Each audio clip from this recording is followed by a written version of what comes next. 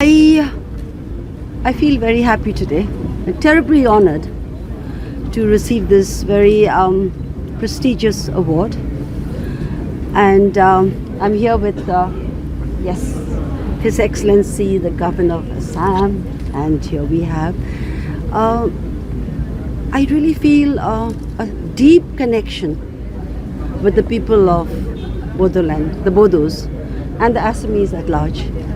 So, as I go home now today, I take back all the love that I've received, and I will carry that love back to all the Bhutanese who will love you even more. Thank you. Ma'am, this both countries are the traditional friends center. Can you say something about the Prime Minister Modi's initiative for the strengthening of this friendliness between the both countries? Can you say Yes. I think this is really,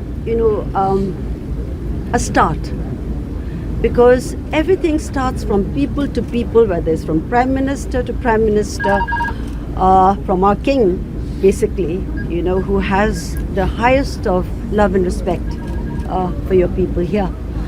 And everything starts from people to people. A day like this, a connection like this. So right from the top to all of us here, I think the connection has been made for, greater friendship between our two countries and two peoples. Thank you. Thank you. Thank you.